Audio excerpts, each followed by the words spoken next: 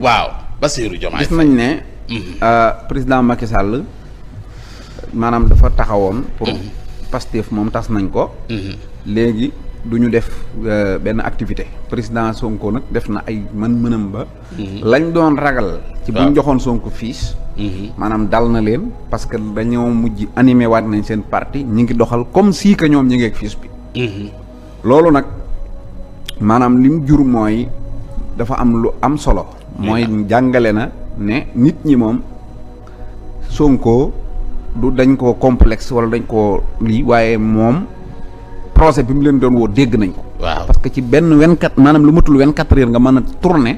nit ñi ci beneen nit boo xam ne dafa yéen a bokk procès bi. loolu dafa laajoon ay débat ak théorie yu bëree bëri gis nga Macky Sall bi ñu ko ne tànnal candidat rek def na taxaw na lu yàgg mënu ko. waaw parce que ñim àndal kenn ku nekk da nga am sa gis-gisu bopp ci biir mbir mi. ñii nag gis-gis bi benn la. benn gis-gis xalaat bi benn la. mooy doxal mbir mi. waaw loolu lañ ciy jàngat. léegi Sonko tamit kan mooy Sonko mi nga xam ne moom mën naa jël. maanaam doole ji mu yor. ak riir mi. ak kattan gi ko topp. mu jox ko nit. koo xam ne bokku leen ndey bokku leen baay du sa doom du sa rakk. donc te gis nañ fii ci Sénégal. waaw nit yi diine. mag ak rakk séq mbooloo mujj ci fantasiro ku ne yóbbu dara. gis nañ fi baay ak doom séq mbooloo fantasiro ku ne yóbbu dara.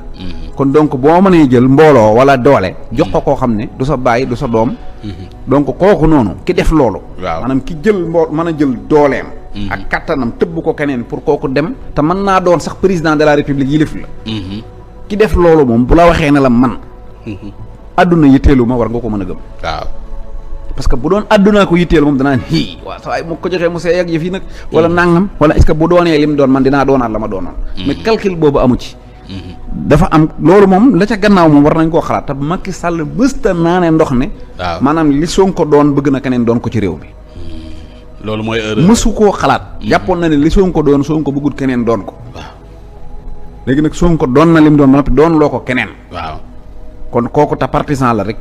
dégg nga loolu nag maanaam lu mat a jàngat la mooy nit ñi topp Sonko moom juumuñ ci Sonko. waaw mooy jàpp Sonko moom àdduna ñoru ko politique ñoru ko falu ñoru ko. waaye liggéeyal réew mi ñor na ko. ba bu dul moom it di keneen. dégg nga. waaw loolu moom lu leer la. Bassirou mi ñu dénkit. waaw wóolu nañ ko waaye nag jàpp naa ne ko wóor la ndax man de Bassirou maa ngi ko jàpp ci Ousmane Sonko moo ma wax ne ma. Bassirou mii laa gën a wóolu ci àdduna. yàgg na boobu ma ko waxee. kon jàpp naa ne Sonko ak ni mu wóoree ko mu wóor nga. waaw gis naa nag waa APR moom benn problème lañ am mooy topp nañ Sonko di ko topp ba yaakaaroon ne yëfi Sonko la ndax ni mu tudd Sonko la wala daa sant Diallo wala daa dëkk Casamance. waaw wut nañ ko tudd Ousmane santut Sonko dëkkut Casamance. waaye xëyati nañ maanaam tuuma ya newoon ci kaw Sonko ñu teg ko naan salafiste laag nangam waaye loolu lépp garawut. man Bassirou moom man xam naa ko dem naa këram. damay wax ne maak Omar Gueye mi ñu ànd nañ këram bu yàggut dem naan fa café ngoon rek. boo duggee biir këram balaa ngaa toog. li nga xam ne Bassirou moom kii mooy sëriñam. waaw xaw ma ko demut këram nag. waaw loolu waaye amul problème Cheikh Omar Anne nee na Bassirou ab salafiste la. alhamdulilah ndax ñun Bassirou kon xam nañ lu mu doon. waaye laaj naa ko moom candidat bi lu mu. candidat kan Amadou Ba. lum waaw ci maanaam moom man ñeex a koy ñeex moom. man ñeex a koy ñeex. waaw moom waaw.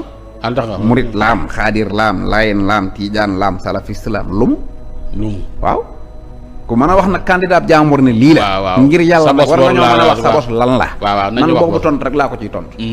ndax Madu moom. waaw kenn xamut lu mu. man de xaw ma ko. xamoo lu mu sama ñita de waaye xaw ma lu mu de. mosuma dugg këram ba gis fa fatub sëriñ.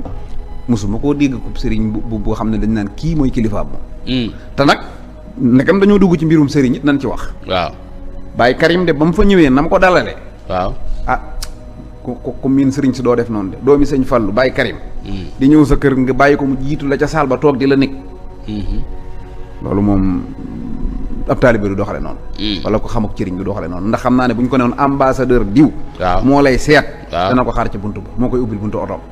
buñ ko ne woon maanaam ministre nangam wala dara wala ministre Mourtane ngi ñëw. du ne ko demal saal ba néeg ma. la fait que rek ak ba sëñ ba toogee nam ñëwee nam ko nuyoo ñun dañuy xool. ñun moom dañoo mokkal murit. dañuy xool xam nañ ni kii moom xamut luy ak cëriñ moom nam nuyoo sëñ ba ne ko nu mbaddaak yooyu noonu nu mu ko doxalee